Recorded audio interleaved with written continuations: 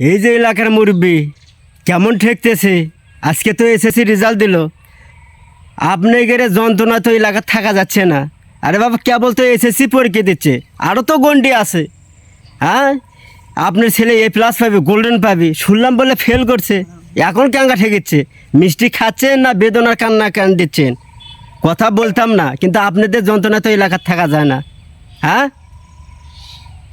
এই যে আরও কিছু ছেলেপেলে আছে, এই যে মাথাতে হাত দিয়ে আছে, ফ্রি ফায়ার খেলেছে, ফেল করছে, এলাকার থাকছে না, গ্রামের মধ্যে নাই, পাতারে আসে আতারে পাতারে মরিচ্ছে। এই যে ফ্রি ফায়ার খেলেছে, কোনো টেনশন আছে এদের মধ্যে? একজন মাথাতে হাত দিয়ে আর একজন ফ্রি ফায়ার খেলেছে।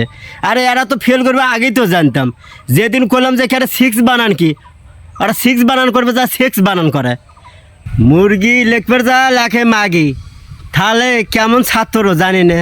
হ্যাঁ, আপনি ছেলে কার সাথে ঘুরছে দেখেন, ফ্রি ফায়ার খেলেছে না আড্ডা দিচ্ছে? এখনকার ছেলেবেলা তো কমন হয়ে গেছে ফ্রি ফায়ার, পড়ার থেকে ফ্রি ফায়ার, সোল কান দিচ্ছে, মোবাইল দিচ্ছে, কান্না ঠিক করছে।